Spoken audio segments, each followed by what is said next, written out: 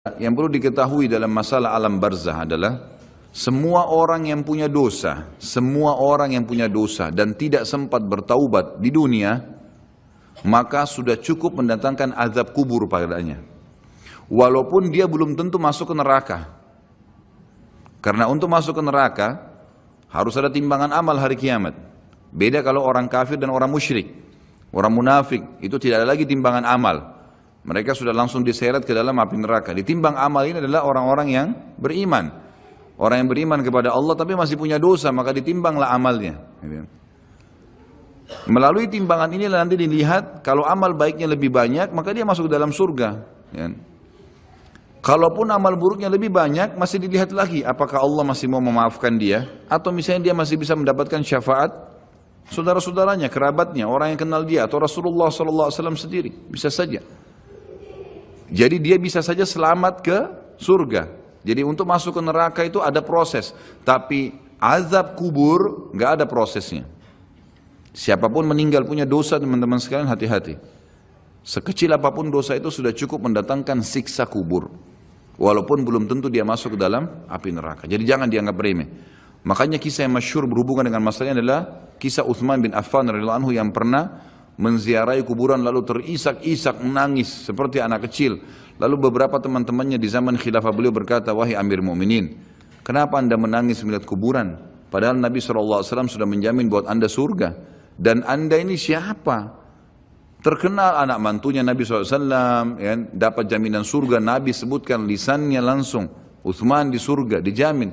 Bagaimana bisa anda menangis seperti ini?" Jawaban Utsman radhiyallahu anhu sangat bijak. Orang yang beriman dan berilmu punya jawaban yang tepat.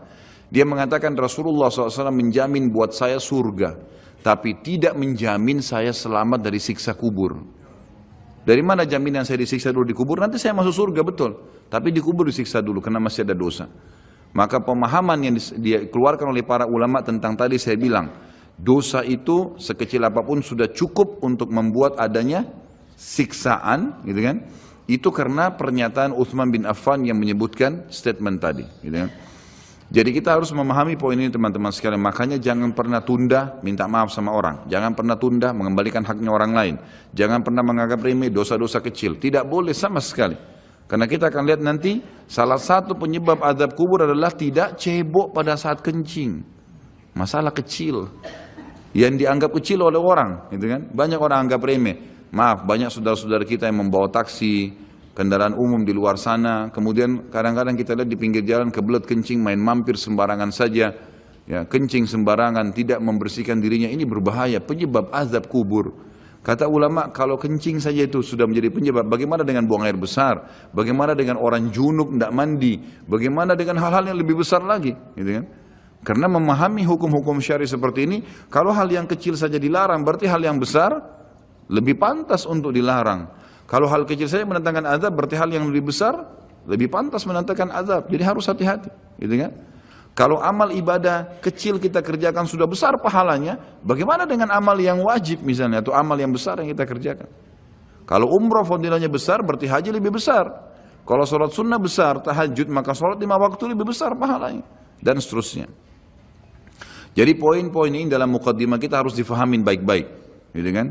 Terutama yang terakhir saya ucapkan tadi, hati-hati teman-teman sekalian. Saya juga tahu diri saya pasti punya salah, tapi saya mengajak diri saya dan jemaah sekalian untuk beristighfar kepada Allah, bertaubat.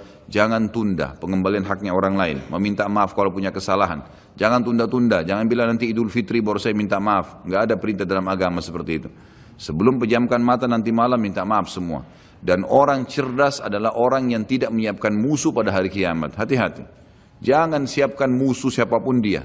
Jangan pernah caci maki orang lain, jangan pernah anggap remeh orang lain. Sampai Hasan Basri rahimahullah waktu ditanya tentang definisi tawadhu, apa itu tawadhu? Karena Nabi SAW mengatakan, jadi ulama-ulama di Irak sering kumpul membicarakan hal-hal yang mungkin bagi orang awam dianggap biasa gitu, tapi bagi mereka bobotnya besar. Ulama-ulama Irak berkumpul dan Hasan Basri juga hadir situ rahimahumullah. Lalu mereka berkata, malam ini kita diskusikan tentang definisi tawadhu. Karena Nabi SAW mengatakan man tawadhu lillahi rafa'ahu Allah, dalam hadis sahih riwayat Imam Ahmad dan Abu Daud. Siapa yang bertawadhu kepada Allah, merendah karena Allah, Allah akan angkat derajatnya. Maka setiap orang ulama memberikan definisinya masing-masing sampai akhirnya tiba di giliran Hasan Basri rahimahullah, mereka berkata, wahai apa pendapat anda wahai ayahnya Abdullah? Ya, maka Hasan Basri mengatakan kalian sudah memberikan banyak sekali definisi. Kalau menurut saya tawadhu ialah jangan kau lihat siapapun muslim di depan matamu, ya, kecuali kau sudah langsung menanamkan dalam dirimu kalau dia lebih baik daripada kamu. Itu tawadhu. Siapapun dia. Mau dia cuma mungut-mungut sampah di pinggir jalan, mau dia cuma ini, mau dia cuma itu, tetap kita harus menganggap dia lebih baik daripada kita. Sehingga tidak ada celah untuk menganggap diri kita lebih baik. Dan akhirnya muncul kesombongan. Karena hadis jelas. Hadis yang sahih mengatakan siapa dalam hatinya seperti biji sawi dari kesombongan, maka tidak akan mencium bau surga. Berat, gitu kan? Makanya kita harus kemas diri kita dengan ketawadhuan itu misalnya. Kita merendah. Maka harus ini, ya, kembalikan semua hak-hak orang, minta maaf, kalau pernah mengambil barang orang yang tidak jelas, kembalikan, kalau tidak, sedekahkan sejumlah itu, semua selesaikan, jangan ada masalah, ya, jangan pernah ada masalah, jangan siapkan musuh. Imam Bukhari rahimahullah pernah berhenti berburu hanya karena meleset anak panahnya kena pagar tetangganya, gitu kan? Diajak teman-temannya kita memanah yuk, berburu, beliau senang berburu. Kemudian pada saat beliau lagi latihan panah, ternyata anak panahnya sempat mencuil sedikit pagar kayu tetangganya. Lalu dia panggil gulamnya, gulam ini kayak pembantunya, sampaikan ke teman-teman saya kalau saya tidak jadi memanah, saya tidak jadi berburu, dan sampaikan kepada tetangga kalau Bukhari minta maaf. Muhammad namanya tentu, Muhammad minta maaf, gitu kan. Sampaikan dan siap mengganti pagar yang rusak itu. Begitu pembantunya Imam Bukhari datang ke tetangga tersebut lalu berkata, ya, Syekh Imam Bukhari menyampaikan maaf karena pagar anda tercuil diperlihatkan. Lalu tetangganya tersenyum dan berkata, jangankan pagar saya, rumah saya semua buat Imam Bukhari. Saya tidak perhitungan dengan masalah itu. Waktu pembantunya Imam Bukhari kembali ke rumahnya, apa yang terjadi? Lihat orang soleh dan orang beriman, tahu dan yakin dengan adanya siksa dan azab kubur, tahu ada akhirat dan hisab. Maka apa yang terjadi? Imam Bukhari sujud syukur kepada Allah, kemudian bersedekah sekian ribu dirham, hanya karena tidak jadi ada musuh dari tetangga yang dia cuilkan pagarnya. Coba teman-teman, berapa banyak sendal yang antum injak? Hah? Berapa banyak air yang kepercik kena orang lain? Berapa banyak ini, berapa banyak itu?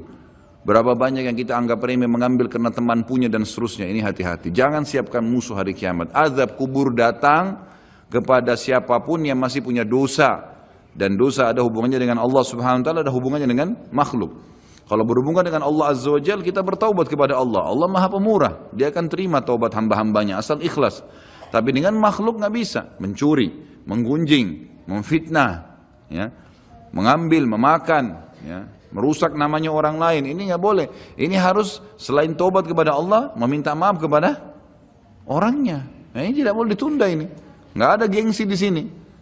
Jadi ini manfaat yang sangat besar dalam muqaddimah pembahasan masalah azab kubur. Kita dengarkan dalilnya. Dalil-dalil naqli secara wahyu disebutkan oleh Syekh Abu Bakar rahimahullah. Yang pertama, berita dari Allah subhanahu wa ta'ala tentang kenikmatan dan azab kubur. Seperti di dalam firman-Nya disebutkan, surah Al-Anfal ayat 50-51, A'udzu billahi minasyaitonir rajim, walau tara idh yatawaffal ladina kafarul malaikatu yadribuna wujuhahum wa adbarahum wa dhuqu adzabal hariq. Dzalika bima qaddamat aydikum wa anna Allah laisa bidhallamin lil 'abid. Kalau kamu melihat, kalau seandainya kalian bisa melihat, kata Allah Azza wa Jal, bagaimana para malaikat mencabut jiwanya orang-orang kafir dan memukul, seraya memukul muka dan belakang mereka, bokong mereka. Dan dikatakan pada saat itu, rasakanlah oleh kalian siksa neraka yang membakar. Tentulah kalian akan merasa ngeri. Demikian itu disebabkan oleh perbuatan tangan kalian sendiri. Sungguhnya Allah sekali-kali tidak menganiaya hambanya. Kata ulama tafsir ini maksud adalah pada saat dicabut ruhnya, dihantam wajah dan bokongnya, kemudian dirasakan rasa panas. Pada saat dimasukkan ke kuburan, dia akan merasakan juga panasnya api sampai dibangkitkan pada hari kiamat. Ini makna tafsir dari ayat. Juga dihubungkan dengan yang lainnya adalah Allah subhanahu wa ta'ala menutup ayat ini sambil berkata, itu karena perbuatan tangan kalian sendiri. Kata ulama tafsir, Allah Azza wa Jalla dengan kemahamurahannya, walaupun orang kafir, Fir'aun menantang Allah menganggap dirinya Tuhan, masih didakwahi dan sampai detik terakhir sebelum dia ditenggelamkan masih diberikan kesempatan untuk taubat.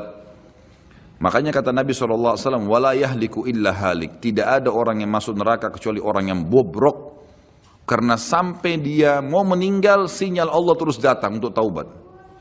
Baik dari lisannya orang lain kah, fenomena yang terjadi kah, ada saja. Maka orang yang cerdas harus bisa mengambil pelajaran.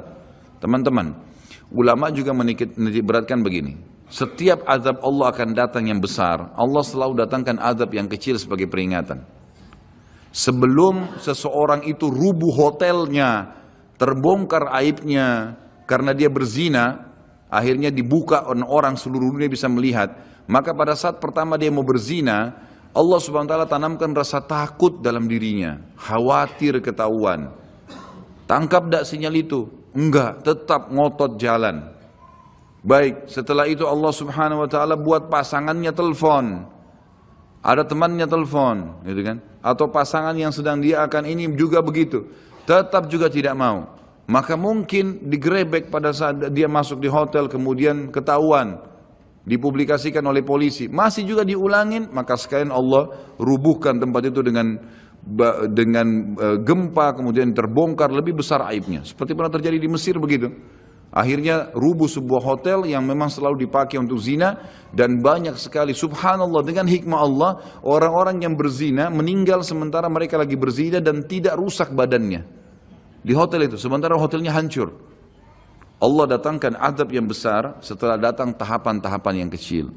Harus sadar, Allah juga datangkan keimanan yang sangat besar setelah kita berusaha mendatangi iman-iman yang kecil, gitu kan?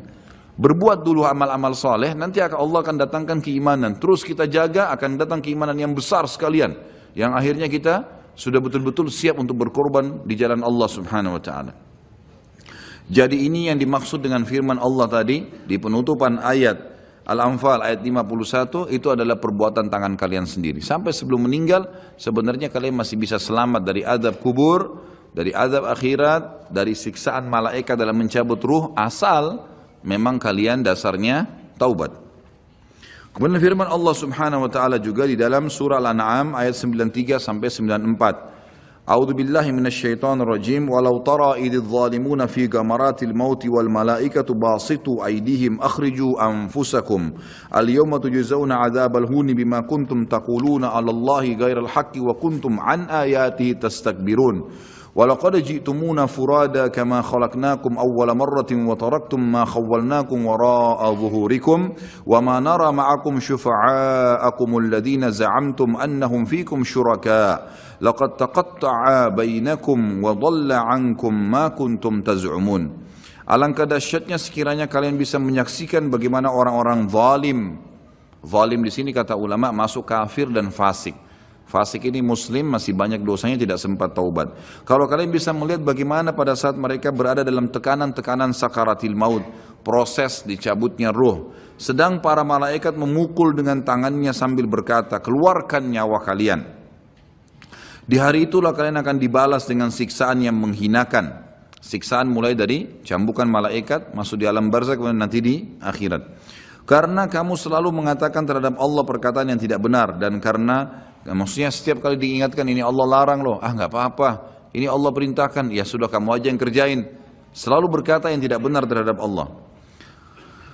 Dan juga kamu selalu menyombongkan diri terhadap ayat-ayatnya. Dan sesungguhnya kalian datang pada kami pada saat ini sendirian, sebagaimana kalian kami ciptakan pada mulanya. Dan kalian tinggalkan di belakang kalian di dunia apa yang telah kami karuniakan kepada kalian, rumah, kendaraan, harta dan seterusnya, dan kami tiada melihat beserta kalian pemberi syafaat yang kalian anggap bahwa mereka itu sekutu-sekutu Allah di antara kalian. Mana teman-teman, mana patung yang disembah, mana jimat yang dipakai, mana jin yang sering dipanggil. Kata Allah, tidak ada mereka semuanya. Sungguh telah terputuslah pertalian antara kalian dan telah lenyaplah dari kalian apa yang dahulu kalian anggap sebagai sekutu Allah. Ayat ini menjelaskan kepada kita ada proses kematian dan pindahnya ke alam barzah. Kemudian surah At-Taubah ayat 101 berbunyi, a'udzubillahi minasyaitonirrajim, sanu'adzibuhum marrataini thumma yuradduna ila 'adzabin 'adzim. Nanti mereka akan kami siksa 2 kali, kemudian mereka akan dikembalikan pada azab yang besar. Di sini dimaksud kata ulama tafsir, kami akan berikan mereka azab 2 kali di alam barzah dan di alam akhirat bagi orang-orang yang kafir. Ya. Ini berarti penyebutan ada 2 kali siksa, di alam kubur ada siksa dan juga ada di akhirat nanti. Kemudian surah Ghafir ayat 46, ini cerita Allah SWT sampaikan tentang Fir'aun. Disiksa dulu di alam barzah, baru kemudian dimasukkan ke neraka. Jadi 2 kali juga diadab. A'udzu billahi minasyaitonir rajim. An-naru yu'raduna 'alaiha guduwan wa 'ashiyya wa yawma taqumus sa'atu adkhilu ala fir'auna ashaddal 'adzab. Kepada mereka ditampakkan neraka pada pagi dan petang di kuburannya. Dan pada hari terjadinya kiamat dikatakan kepada malaikat, masukkanlah keluarga Fir'aun dan kaumnya ke dalam azab yang sangat keras. Kata ulama tafsir, makna ayat ini jelas akan ada azab alam barzah ya, dan juga ada azab akhirat bagi Fir'aun atau orang yang kafir. Bagi orang-orang yang beriman, Allah Subhanahu wa taala akan memudahkan mereka menjawab pertanyaan malaikat di kuburan. Dan itu Allah sebutkan dalam surah Ibrahim ayat 27. Berarti ada proses di alam barzah. Kalau tadi orang-orang kafir dan fasik itu tersiksa, maka ini adalah orang-orang beriman bisa menjawab pertanyaan. Kata Allah Subhanahu wa taala, a'udzubillahi minasyaitonir rajim, yutsabbitullahu alladhina amanu bil qawli tsabit fil hayatid dunya wa fil akhirah wa yudhillullahu adh-dhalimin wa yaf'alullahu ma yasha'. Allah meneguhkan iman orang-orang yang beriman dengan ucapan yang teguh di dalam kehidupan dunia dan di akhirat. Kata ulama tafsir, kehidupan dunia adalah orang-orang beriman kalau pelajari agamanya, setiap kali ditanya kenapa kamu sholat, kenapa kamu puasa, kenapa kamu jujur, kenapa kamu begini, maka dia bisa menjawabnya di dunia dan di akhirat. Kata ulama tafsir, akhirat adalah pertanyaan malaikat di kuburan dan juga nanti pada saat ditimbangan amal hari kiamat. Dan Allah menyesatkan orang-orang zalim dan berbuat apa yang dia kehendaki. Maksudnya orang-orang zalim tidak bisa menjawab pertanyaan malaikat di dalam kuburan. Ini semua ayat-ayat Al-Quran yang menjelaskan tentang adanya azab atau alam barzah, ada azab dan ada nikmatnya. Kita dengarkan hadis Nabi SAW. Poin kedua dalam kitab kita ini adalah informasi Rasulullah SAW mengenai hal itu. Seperti dalam sabdahnya, innal abda idza wudi'a fi qabrihi wa tawalla anhu ashabu wa innahu la yasma'u qar'ani 'alihim atahu malakani fayaq'idani fayaqulani lahu ma kunta taqulu fi hadha ar-rajul li Muhammadin sallallahu alaihi wasallam fa amma al-mu'minu fayaqul asyhadu annahu abdullahi wa rasuluhu fayuqalu lahu unzur ila maq'adika minan nari qad ab'adaka Allahu bihi maq'adan qad abdalaka Allahu bihi maq'adan minal jannati fayarahuma jami'a. وأما المنافق أو الكافر فيقولان له ما كنت تقول في هذا الرجل فيقول لا أدري كنت أقول ما يقول الناس فيقال له لا دريت ولا تليت ويضرب بمطارق من حديد ضربة فيصيح صيحة يسمعها من يليه من غير الثقلين. Sesungguhnya seorang manusia apabila telah diletakkan di dalam kuburnya dan ditinggalkan oleh para pengantarnya, sesungguhnya ia masih mendengar bunyi gesekan sendal mereka. Lalu ia didatangi oleh 2 malaikat. Kemudian 2 malaikat itu mendudukkannya dan berkata kepadanya, bagaimana menurut keyakinanmu tentang laki-laki itu? Yang dimaksud adalah Nabi Muhammad SAW. Maka seseorang mukmin akan menjawab, aku bersaksi bahwasanya dia adalah hamba dan utusan Allah. Lalu dikatakan kepada mayat tersebut, lihatlah tempat dudukmu dari neraka telah diganti oleh Allah dengan tempat duduk dari surga. Si mayit pun melihat kedua tempat tersebut. Adapun terhadap orang munafik atau orang kafir, maka kedua malaikat akan bertanya kepadanya, bagaimana menurut keyakinanmu tentang laki-laki itu? Maksudnya Nabi Muhammad SAW. Maka ia akan menjawab, aku tidak tahu. Aku mengikuti apa yang diyakini banyak orang. Lalu dikatakan kepadanya, kamu tidak tahu dan juga tidak mengikutinya. Sambil dipukul 1 kali dengan palu yang terbuat dari besi, sehingga ia berteriak keras dan dapat didengar oleh semua makhluk kecuali jin dan manusia. Hadis ini riwayat Imam Bukhari. Ditambah dengan riwayat yang lain, sama juga sahih, kata Nabi SAW, lalu malaikat mencambuknya dengan besi. Ini tidak disebutkan dalam buku sini, saya tambahkan, ditambukkan dengan besi yang semua makhluk Allah mendengarkan kecuali jin dan manusia. Dan kalau jin dan manusia mendengar pencambukan tersebut, maka mereka akan meninggal seketika karena kerasnya cambukan itu. Hadis ini menjelaskan kepada kita tentang adanya azab kubur. Selanjutnya hadis Bukhari juga, di mana Nabi SAW bersabda, idza mata ahadukum urida alaihi maq'aduhu bil ghadati wal ashi. In kana min ahlin nar fa min ahlin nar fayuqalu lahu hadha maq'aduka hatta yab'atsaka Allahu ila yaumil qiyamah. Apabila salah seorang dari kalian meninggal, maka ditampakkan kepadanya tempat duduknya di waktu pagi dan petang. Jika orang itu termasuk penghuni neraka, maka tempat duduknya dari penghuni neraka. Lalu dikatakan kepadanya, inilah tempat dudukmu sampai Allah membangkitkanmu nanti pada hari kiamat. Jadi sambil disiksa, sambil diperlihatkan pada pagi dan sore hari tempatnya di api neraka. Perlu kita tahu juga, ulama memberikan gambaran setiap manusia, beriman atau kafir, mereka punya tempat di surga dan di neraka. Kita semua ini punya tempat di surga dan di neraka. Dua-duanya kita miliki. Fon diambil dulu.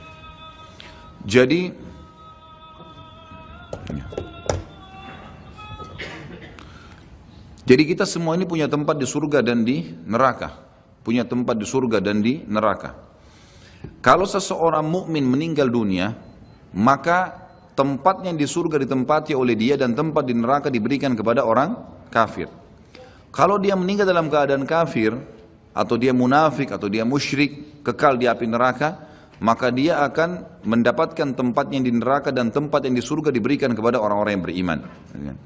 Karena hadis ini menjelaskan kepada kita, tempatnya diberikan yang di neraka misalnya, tempatnya diberikan yang di surga, gitu kan, diberikan, maka diberikan kepada dia tempat yang layak dia dapatkan. Kalau dia beriman tapi masih punya dosa, layak masuk neraka dulu, maka dia akan tempati tempatnya di neraka. Setelah dosanya bersih baru dia masuk ke dalam surganya.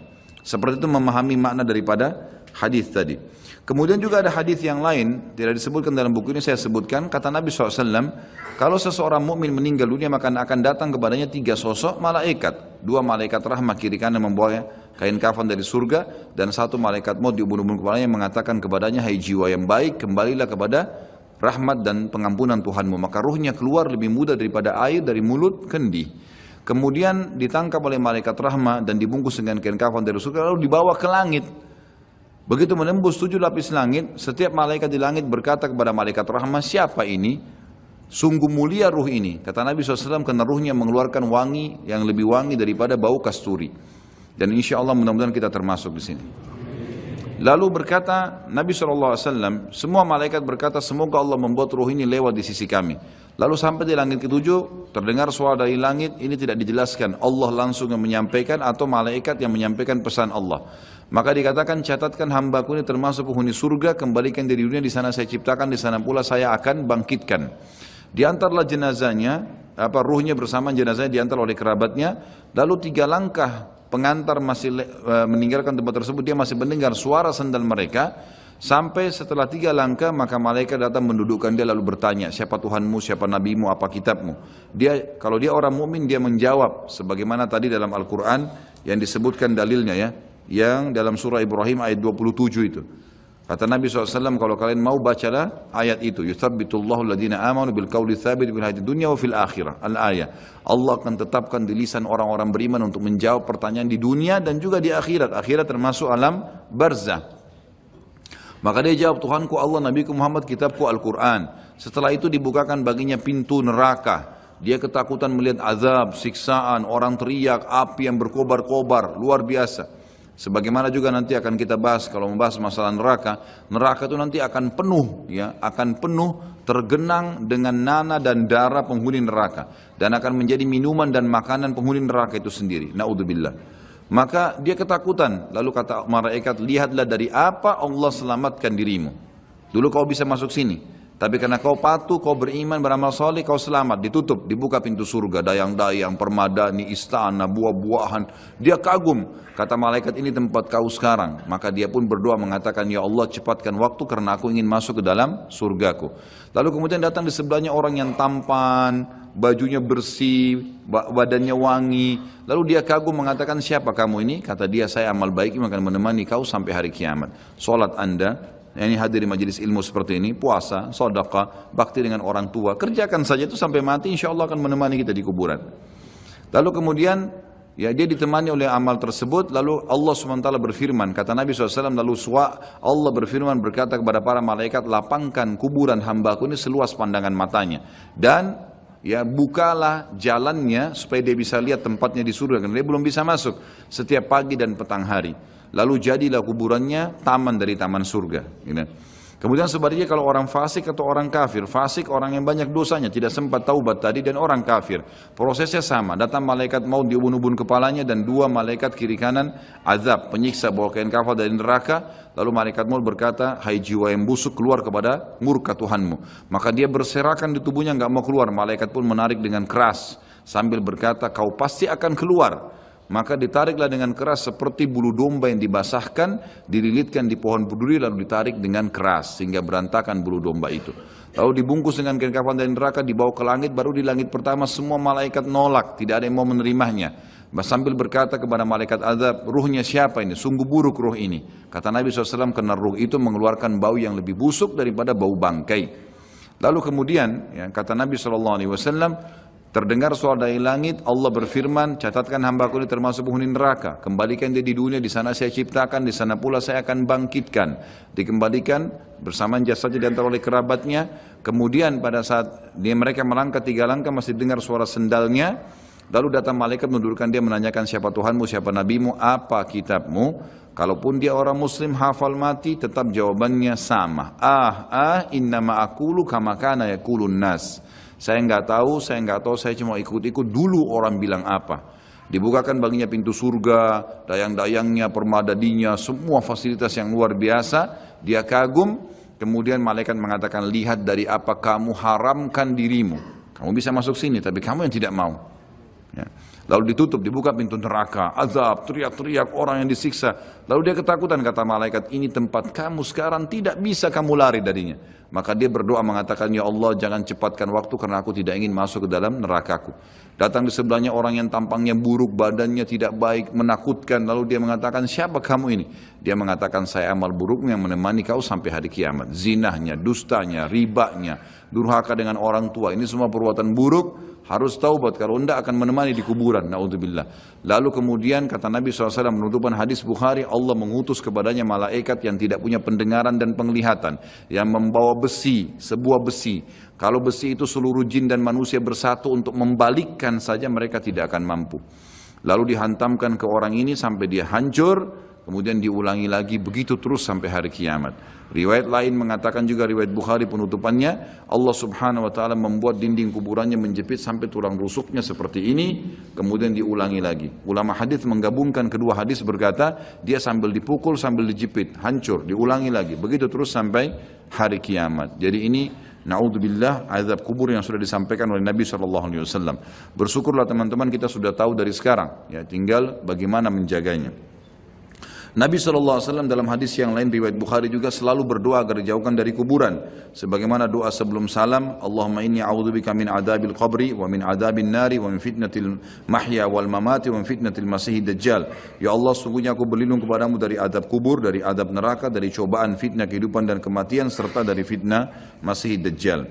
Dalil terakhir kita baca, baru kemudian azan, adalah saat Nabi SAW melewati 2 kuburan. Di dalam hadis Bukhari juga beliau bersabda lewati kuburan tersebut, innahuma yu'adzabani wa ma yu'adzabani min kabir.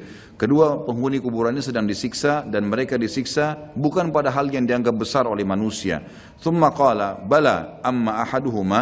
Lalu beliau berkata, sebenarnya itu bisa dikategorikan dosa besar. Kalau salah seorang dari mereka fakana yas'a bin namima, karena suka mengadu domba, wa ammal akharu fakana la yastatiru min bauli, yang satunya lagi tidak bersuci pada saat dia sedang kencing. Yang terakhir dalil nakli adalah poin ketiga, berimannya jutaan para ulama, orang-orang soleh dan orang-orang mukmin dari umat Nabi Muhammad SAW dan umat-umat yang lain kepada adanya azab kubur dan kenikmatannya serta segala apa yang diriwayatkan berkenaan dengannya. Silakan azan dulu, insyaallah baru kita lanjutkan. Atau kiamat mempunyai konsekuensi iman kepada adanya azab dan kenikmatan kubur. Kalau kita sudah bahas di pasal-pasal sebelumnya, beriman kepada Allah di 4 pasal, dan beriman kepada malaikat-malaikat di pasal kelima, kemudian terus beriman kepada kitab-kitab, maka ini ada juga beriman kepada hari kemudian yang sudah kita bahas sebelumnya. Ini semua memiliki konsekuensi juga sama, adanya beriman kepada azab dan kenikmatan kubur serta segala yang berkenaan dengannya. Sebab semua masalah itu termasuk masalah gaib, maka barang siapa beriman kepada sebagiannya, maka secara akal sehat ia wajib dan harus beriman kepada sebagian yang lain. Ini secara akal. Yang kedua, masalah azab kubur atau kenikmatannya atau apa saja yang terjadi di dalamnya, seperti pertanyaan kedua malaikat, bukan hal yang dinafikan oleh akal atau dianggap tidak mungkin. Bahkan sebaliknya, akal sehat pasti membenarkannya dan memberikan kesaksian akan kebenarannya. Artinya tidak ada sesuatu yang membuat orang menolaknya. Ya, karena itu bisa ditangkap, bagi orang beriman dia bisa menangkapnya. Karena banyak hal-hal yang tidak kelihatan dengan mata itu bisa ya ada, seperti perasaan manusia.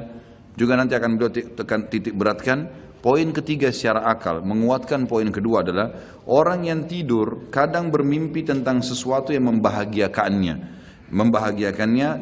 ia merasakannya dan menikmati pengaruh pada jiwanya. Hal ini ia akan bersedih dan prihatin jika ia terbangun di saat sedang asyik bermimpi. Sebagaimana ia juga kadang bermimpi tentang sesuatu yang ia tidak suka dan ia merasa terganggu, di mana ketika ia terbangun ia bersyukur kepada orang yang membangunkannya. Kalaulah ada seseorang yang membangunkan di saat ia sedang merasakan kenikmatan atau merasa terganggu di dalam tidurnya yang benar-benar sedang terjadi pada jiwanya, bahkan ia terpengaruh dengannya, padahal itu adalah hal yang tidak dapat diketahui dengan mata atau tidak kelihatan dengan mata telanjang dan tidak dapat kita saksikan secara kasat mata dan tidak pula ada seorang yang mengingkarinya. Maka bagaimana azab kubur dan kenikmatannya diingkari padahal ia sangat mirip dengan mimpi? Atau kesimpulannya adalah, ini sebagai penutup poin ketiga terakhir, adalah kata para ulama, orang yang hidup di dunia pada saat dia meninggal seperti orang yang bangun dari tidur. Jadi pada saat dia tiba-tiba melihat malaikat maut datang, maka seperti orang yang tidur kaget. Disitulah dia melihat kehidupan yang sebenarnya. Malaikat datang mencabut ruhnya, semua fakta yang disampaikan secara wahyu dia akan lihat. Dan semenjak itu dia akan menghadapi kehidupan yang abadi. Tidak ada lagi kematian, karena mati cuman satu kali. Jadi seperti orang yang baru bangun tidur dan akhirnya dia kaget. Seperti itulah orang yang menghadapi kematian.